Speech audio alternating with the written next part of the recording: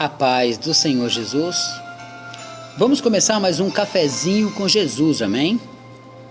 Pegue a sua Bíblia. Hoje é o segundo áudio que estamos aprendendo sobre educação cristã, amém? Como eu disse, se seu pastor não tem condições, você pode estar aprendendo aqui. Mas se ele tem condições, procure-o. Ele tem que te ensinar sobre uma educação cristã, amém? Salmos 34, versículo 11 é o convite e o título dessa mensagem, né? Onde eu chamo vocês para aprender do Senhor o que é temor, né? Porque não adianta querer aprender nada de Deus fazendo tudo ao contrário. Não se põe o carro na frente dos bois. A gente tem que ter ordem e decência. Salmos 34, verso 11 diz assim: Vinde, meninos, ouve-me, e eu vos ensinarei o temor do Senhor. Vinde, meninos, e ouve-me, e eu vos ensinarei o temor do Senhor. Amém? Bom, nós aprendemos algumas coisas sobre doutrina, falei ali sobre a doutrina de Deus, mas hoje eu quero explicar alguma coisa interessante. Todo mundo quando aceita Jesus, ou vem para Jesus, né, ele vem a maioria das pessoas vem de uma tristeza no mundo. Ele sai de uma tristeza para vir para Cristo, né? Então a maioria deles vem com feridas e tem que ser tratadas. Só que a partir do momento que é tratada aquelas feridas, a pessoa começa a conhecer sobre Jesus e ela aceita Jesus. Mas não basta só aceitar, também tem que se batizar, né? E quando a pessoa se batiza, quando ela se deita na água, assim funciona um batismo.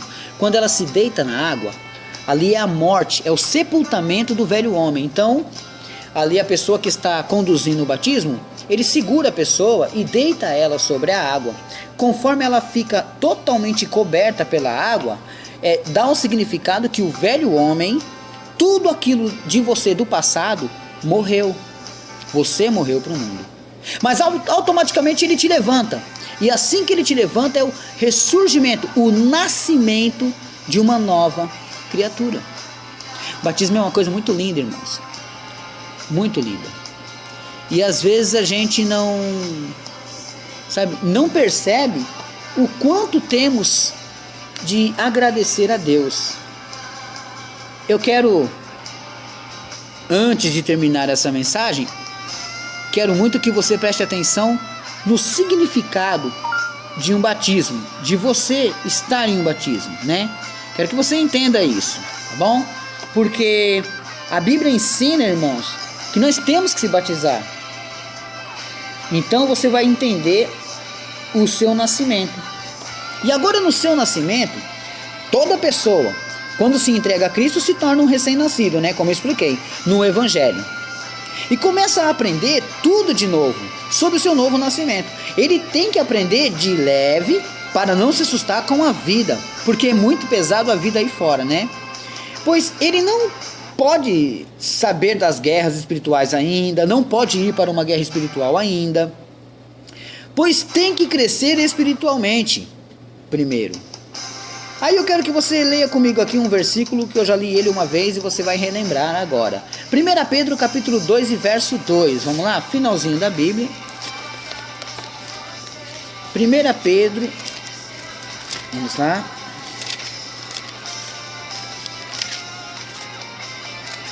1 Pedro, capítulo 2. Achei aqui. E verso 2, que está escrito assim: Desejai afetuosamente, como meninos novamente nascidos, o leite racional, não falsificado, para que por ele vades crescendo. Quer dizer, você tem que desejar grandemente um leite que não seja falsificado. Esse leite vai te ajudar no crescimento, porque toda criança quando nasce, ela não primeiro come as comidas sólidas como a gente tem aqui, o arroz, o feijão, a carne. Não, ela não come essa comida. Toda criança quando nasce é levada diretamente ao leite. E toda pessoa quando nasce no mundo cristão é levada ao leite. Então muitas das vezes, você novo convertido, não sabe, mas você tem o direito de que seu pastor te ensine sobre a Bíblia, sobre as coisas de como adorar a Deus, como seguir as coisas de Deus. Quem é Deus? Você tem que ter um tipo de ensinamento. A maioria das igrejas tem. Talvez às vezes é você que não sabe ou não está indo. Mas se não tiver, procure seu pastor. O certo é que você siga isso corretamente para que você venha aprender, tá entendendo? No seu crescimento você tem que aprender, porque toda criança quando está crescendo, ela ainda assim é levada à escola e ela tem o ensinamento em casa e o ensinamento na escola. Veja também 1 Pedro 5,5. Vamos lá? 1 Pedro capítulo 5 e verso 5 diz assim, ó: Semelhantemente, vós mancebos ou jovens, sede sujeitos aos anciões, e sede todos sujeitos uns aos outros, e revesti-vos de humildade, porque Deus resiste aos soberbos, mas dá graça aos humildes. Então você vai crescer agora com uma roupa. A primeira roupa que você vai receber é humildade, tá vendo? Se revista. Então você vai se vestir de humildade. Porque Deus, ele faz assim. Deus, ele resiste os soberbos, mas dá graça aos humildes. Então, enquanto você estiver vestido de humildade, Deus te dará graça. Bonito, né? Agora veja João capítulo 3, do 3 ao 5. Vamos lá? Volta para o Evangelho de João. Capítulo 3, do 3 ao 5. Que diz assim: Jesus respondeu e disse-lhe: na verdade te digo que aquele que não nascer de novo não pode ver o reino de Deus. Disse Nicodemos: como pode um homem nascer sendo velho? Porventura pode tornar a entrar no ventre de sua mãe e nascer? Jesus respondeu: na verdade te digo que aquele que não nascer da água e do Espírito não pode entrar no reino de Deus. Tá vendo? Não adianta só o Espírito seu se converter, ser batizado no Espírito Santo, receber o selo do Espírito Santo. Não adianta só isso se você também não se batizar. Tudo tem que se cumprir igualmente. Eu vou fazer primeiro buscar o Espírito Santo para depois me batizar. Não funciona, tá? O Espírito Santo não se divide entre Jesus e Deus. Então, saiba que você, irmão, tem que nascer de novo. Porque senão você sempre vai querer as coisas de Deus com a velha criatura. Sempre você vai seguir a Deus desejando coisas do mundo. Por quê? Porque muitas pessoas não se batizaram. Muitas pessoas só foram tomar um banho. É duro, mas é verdade. Muitas pessoas não se batizaram, simplesmente tomaram banhos.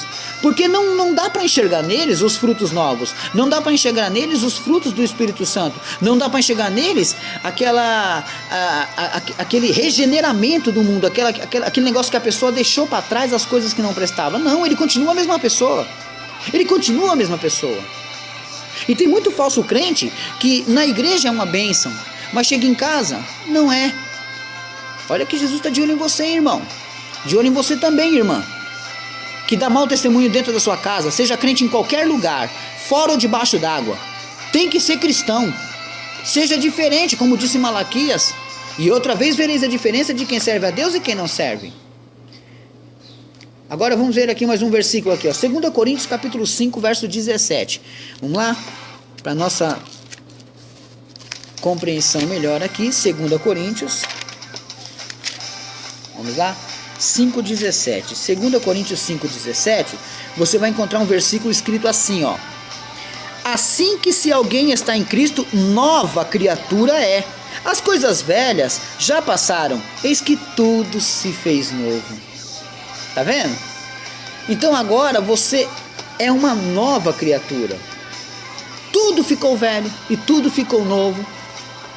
Numa fração de segundos mudou a sua vida. Como eu disse, né? Deitou-se o velho homem para ser sepultado e renasceu o novo homem. Agora você não faz mais o que fazia. Você não diz mais. Você está dizendo ainda? Você não pode dizer palavras torpes. Você não pode fazer coisas erradas. Você tem que entender que agora você pertence a Cristo. Agora você pertence ao Todo-Poderoso. E você tem que dar um exemplo a Ele. Você não pode fazer as coisas erradas como outrora fazia. Você tem que seguir como uma nova criatura e entender como uma nova criatura. Amém? Até aqui? Agora vamos prosseguir aqui. Vamos para Gálatas, capítulo 6 e verso 15. Vamos lá? Gálatas capítulo 6, verso 15. Gálatas 6,15 está escrito desta maneira: porque em Cristo Jesus tem a circuncisão, porque em Cristo Jesus nem a circuncisão e nem a circuncisão nem a incircuncisão tem virtude alguma, mas sim o ser uma nova criatura. Então não adianta mais um judeu chegar em você e falar assim: mas você é um incircunciso, você não circuncidou-se. Isso para um homem. Não, isso não vale mais nada, porque em Cristo somos uma nova criatura. Agora, parafrasear aqui, presta bem atenção. Em 2 Coríntios capítulo 5, verso 17, Paulo explica a diferença de estar em Cristo. Agora, em Gálatas 6,15, Paulo de novo explica o poder de estar em Cristo. Agora, leia comigo Hebreus 5,13. Hebreus 5,13, lá no finalzinho da Bíblia também. Hebreus capítulo 5, verso 13 diz assim: porque qualquer que ainda se alimenta de leite não está experimentado na palavra da justiça, porque é menino. Então, dentro de uma igreja, existe aqueles que ainda não estão experimentados, são meninos, então ainda bebem leite. Você não pode pegar um novo convertido e levá-lo para uma batalha de guerra espiritual. Ele não sabe o que é legião, ele não sabe enfrentar uma legião. Houve pastores que foram expulsar legiões de demônios com gravatas. O demônio que estava na pessoa agarrou na gravata e quase enforcou o pastor. Tem que ter diligência. Pessoas que estão usando óculos e vão expulsar demônios. Irmão, mas comigo não acontece. Lógico, Deus dá os livramentos, mas é bom vigiar, irmãos. Existem classes de demônios que são muito violentas. Ele pode sentar a mão no seu rosto, quebrar o óculos e entrar um caco de vidro no seu olho. Mas Deus não deixaria isso acontecer. Provoca para ver. Atenta a Deus para ver. Para todo tipo de obra temos que tomar cuidado. Todo tipo de obra. Ainda que você está indo, Deus está te dando autoridade espiritual, mas muitas das vezes o inimigo vai se debater. Eu sei do que eu estou falando porque eu trabalho nessa área. Agora imagina se você está ali todo despreparado e o diabo vem e te machuca. Culpa é de Deus? Não, não é assim não. Bom, você teve o seu nascimento. Depois do seu nascimento, você ainda está no leite, vem a fase do crescimento, que eu quero que você compreenda bem, para você aprender bastante, irmãos. Eu vou aqui falar somente uma parte, tá bom? Porque meu tempo já está escasso. O crescimento depende de como você aceitará o que se aprende, tá entendendo? Então seu crescimento depende muito disso. Se tudo você negar, nada vai comer. Não gosto disso, não gosto daquilo, não gosto daquilo. Vai morrer com fome. Então tem que tomar cuidado, porque no seu crescimento muitos alimentos são importantes. Principalmente os que são ruins, né? Muita coisa ruim na vida não são de alimentos também. Nos ensinam as coisas. O crescimento depende de como você aceitará o que se aprende, porque se tudo critica, nada comerá. 1 Coríntios 10, 25 a 27. Vamos ver o que está escrito lá? 1 Coríntios. Vamos ver. Capítulo 10, 25 a 27, que diz assim: comei de tudo quanto se vende no açougue, sem perguntar nada, porque por causa da consciência, porque se a terra é do Senhor e toda a sua plenitude, e se algum dos infiéis vos convidarem e quiserdes ir, comei de tudo, o que puser diante de vós, sem nada perguntar, por causa da consciência. Tá vendo? O Senhor nos ensinou, irmãos, que nós temos que ter a consciência limpa.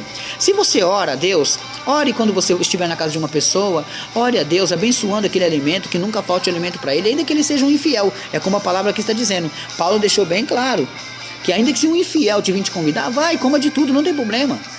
Mas eu não como isso porque ele é infiel. Opa, cuidado. Então aprenda o que eu estou ensinando hoje para você. Amém?